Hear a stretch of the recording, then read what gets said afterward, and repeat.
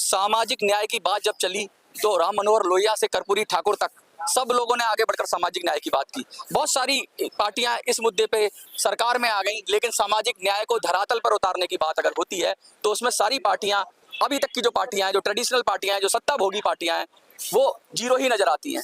जातिगत जनगणना की बात हो, रोहिणी आयोग की बात हो, अति पिछड़ों के उत्थान की बात हो, और यहाँ तक सरकारी नौकरियों में भागीदारी तो छोड़ दो, समाज के अंदर आर्थिक स्तर पर मजबूत करने की बात हो, तो सारी सरकारें फेल ही हैं। लेकिन अब एक नई पार्टी आई है, न्याय पार्टी। पार्टी तो नई नहीं है, मुद्दा बहुत पुराना है, मुद्दा भी पुराना है, पार्टी भी पुरानी है, लेकिन जो न्याय की बात कर रहे हैं, जो लगातार मुद्दों की बात कर रहे हैं और बड़ी तत्परता से उन मुद्दों को अपने, जो कहते हैं अपने घोषणा पत्र कह लो या अपने एजेंडा कह लो, उसमें प्रमुखता से उन्होंने उसको महत्व दिया है। बाकी पार्टियां और मुद्दों को महत्व देती हैं, लेकिन सामाजिक न्याय के मुद्दे को इतने महत्वपूर्ण तरीके से उठाने वाली पार्टी है, और उसी पार्टी के राष्ट्रीय अध्यक्ष हमारे साथ हैं। सर, बहुत सारी पार्टियां उठाती हैं, उसके नाम पर अति पिछड़ों का वोट लेती हैं, सरकार बनाती हैं और फिर भूल जाती हैं। देखिए, आपके पास क्या एक्स्ट्रा है, नया क्या है? हमारा सबसे मुख्य मुद्दा और प्राथमिकता सामाजिक न्याय है। और बहुत से पार्टियों के लिए, जो ट्रेडिशनल पार्टियां हैं या पुरानी पार्टियां हैं, उनके लिए बहुत सारे मुद्दे हो सकते हैं। उनके पास चुनाव जीतने के तमाम मुद्दे हो सकते हैं। किसी के पास मंदिर है, किसी के पास मस्जिद है, मतलब किसी के पास हम उनके गहराइयों में नहीं जाना चाहते, हम केवल अपने मुद्दे की बात करते हैं। सामाजिक न्याय इस देश के लिए उतना ही जरूरी है जितना किसी भी इंसान के लिए रोटी खाना, भूख मिटाना। सामाजिक न्याय के बिना देश की जो खुशहाली है उसका रास्ता आगे नहीं बढ़ सकता। जिस तरह चौधरी चरण सिंह ने कहा था कि हमारी तरक्की का रास्ता, खुशहाली का रास्ता खेतों से होकर के जाता है। हमारा इस विषय में ये कहना है कि देश की खुशहाली का रास्ता सामाजिक न्याय की गलियों से होकर के जाता है। जब तक आप समाज के प्रत्येक व्यक्ति को न्याय नहीं दोगे, प्रत्येक व्यक्ति को बराबरी का मौका नहीं दोगे, प्रत्येक व्यक्ति को शैक्षिक और सामाजिक स्तर पर सम्मान नहीं दोगे, उसके अपलिफ्टमेंट की बात नहीं करोगे, तो कुछ लोगों के मजबूत होने से या कुछ लोगों के संपन्न होने से, कुछ लोगों के खुशहाल होने से देश खुशहाल नहीं हो जाता।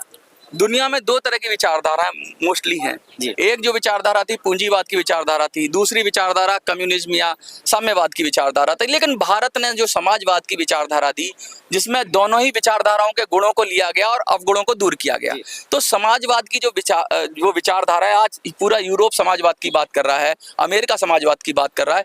लेकिन जब भारत में आते हैं, और भारत ही मुझे लगता है समाजवाद का जनक रहा है, क्योंकि समाजवाद यानी सबका हित होना चाहिए, ना तो पूंजीपति का हित हो, ना किसी पॉलिटिकल सिंगल पार्टी रूल वाले का हित हो। तो जब समाजवाद की बात होती है तो क्यों सारी पार्टियां उसके जरिए वोट बैंक बनाती हैं और फिर बाद में उसी को भूल जाती हैं? क्यों ऐसा क्यों हो रहा है, क्या कारण है? देखिए, हमारे आज़ादी का आंदोलन में दो सबसे बड़े चेहरे थे, महात्मा गांधी और डॉक्टर अम्बेडकर साहब।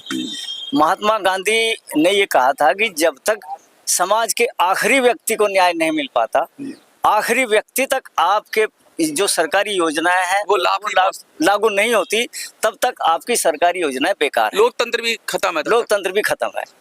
उसी तरह से डॉक्टर अम्बेडकर साहब ने जो संविधान की रचना करते समय बहुत सारी चीजों पर ध्यान दिया और उन्होंने बहुत सारे अनुच्छेद इस बारे में बताए। आर्टिकल 6 पूरा आर्टिकल जो भी है, बहुत सारे आर्टिकल्स उन्होंने बनाए, और जिसमें से उन्होंने जो उस समय और आज भी परिस्थिति कुछ बनी हुई है उसी तरह की, अछूत और सछूत, दो प्रकार की कैटेगरी उस समय हुआ करती थी, जो डॉक्टर अम्बेडकर साहब ने संज्ञान में लेते हुए संविधान की रचना की।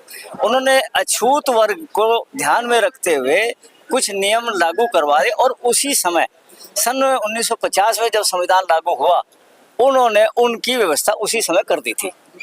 तो इसीलिए उन्हें जो है सभी निकायों में रिजर्वेशन का लाभ, लेकिन पिछड़े रह ही गए। लेकिन पिछड़े वर्ग को उस समय वो केवल एक अनुच्छेद 340 का प्रोविजन कर गए थे, और उसमें उन्होंने लिखा था, नींव की ईंट तो लगाई गई, एक नींव की ईंट लगा गए थे। उसमें उन्होंने कहा था कि अनुच्छेद 340 में उन्होंने साफ लिखा था कि राष्ट्रपति महोदय को ये अधिकार दिया जाता है कि वो पिछड़े वर्ग से मतलब जो शैक्षणिक और जो सामाजिक स्तर पर पिछड़े हुए लोग हैं उनके बारे में आयोग की बैठाएं, अध्ययन कराएं उनका, और आयोग जो रिपोर्ट दे उस पर जो है सम्यक विचार के उपरांत के बाद वो उस पर विचार हो। मंडल आयोग आया, मंडल आयोग काका कालेलकर की बहुत सारी रिपोर्ट आई। अभी रोहिणी आयोग का वर्तमान सरकार ने 2 अक्टूबर 2017 में रोहिणी आयोग का गठन किया, और रोहिणी आयोग का गठन उनके लिए कहा गया कि आप 12 हफ्ते में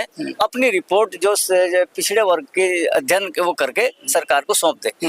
लेकिन वो चूंकि 3-4 हजार जातियां हैं हमारे यहाँ। अच्छा, इसमें एक सवाल फिर आप बहुत अच्छा बोल रहे हैं, इसी रिदम में रहिए आप। एक सवाल ये है कि पिछड़े और अति पिछड़े, कुछ जातियां तो बहुत मजबूत हो गई हैं, कुछ जातियां, बहुत सारी जातियां ऐसी हैं जिनको अभी तक, जिनके अंदर कुछ है ही नहीं, इसीलिए अभी वर्गीकरण की भी बात हुई थी जो एससी में हुआ।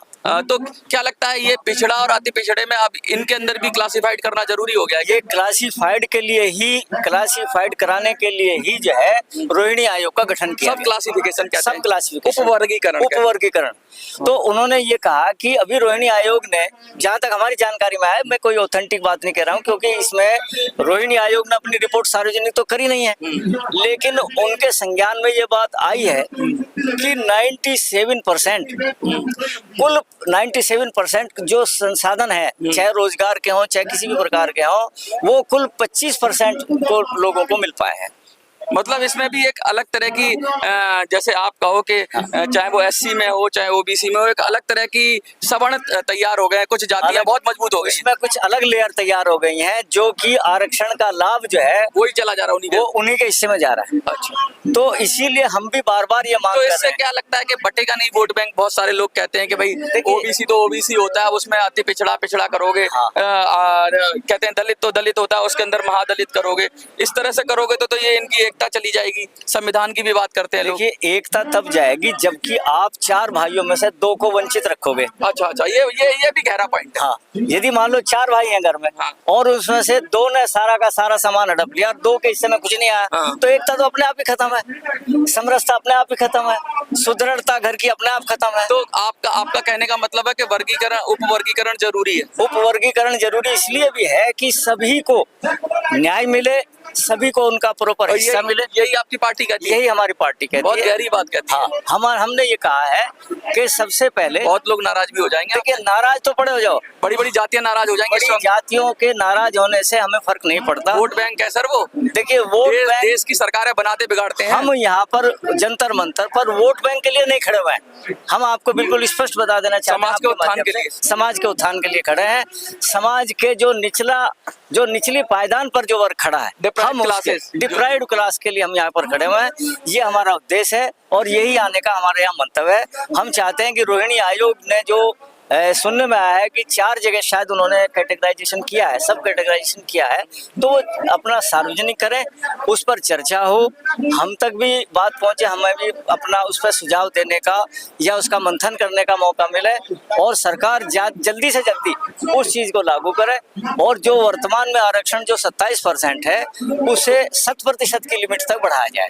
कहते हैं कि 85% लोग इस देश के अंदर अभी भी अपनी शक्ति को ढूंढ रहे हैं, अपने अधिकार को, हक और अधिकार के लिए संघर्ष कर रहे हैं, और वो हर समाज में है और हर वर्ग में है। समाज तो नहीं कहूँगा, वर्ग में 4 वर्ग बनाए। जर्नल है, जिसको जर्नल को तो मिल ही गया, अभी कहते हैं कि उनको तो आर्थिक आधार पर मिल गया, लेकिन ओबीसी है, एससी है, वहां भी बहुत अभी अंतर्द्वंद है। इस पे बड़ा मंथन चल रहा है, बहुत सारी चर्चा होने की इस पे जरूरत है। रोहिणी आयोग जैसे बना, सर ने बताया कि उसके जरिए बहुत ज्यादा अति पिछड़ों के बारे में बताया गया कि किस तरह उनकी दयनीय हालात है। तो इन सबको मद्देनजर रखते हुए क्या फिर आरक्षण के ऊपर फिर से और उसका क्या बढ़ाया जाना चाहिए, स्कोप बढ़ाया जाना चाहिए, जिससे ज्यादा से ज्यादा लोगों तक पहुंचे? क्या आरक्षण का जो बंटवारा है, जो आरक्षण के अंदर जो शक्ति का बंटवारा है, या जो मिलता है वो उसका उस बंटवारे के लिए फिर से उपवर्गीकरण होना चाहिए, सब क्लासिफिकेशन जैसे कहते हैं। बहुत सारी बातें हैं, लोगों के अलग अलग मत होंगे, इनके मत अलग हैं, कुछ लोगों के मत अलग होंगे। आपको क्या लगता है कमेंट में लिखिए और देखते रहिए मिनी सनसेट।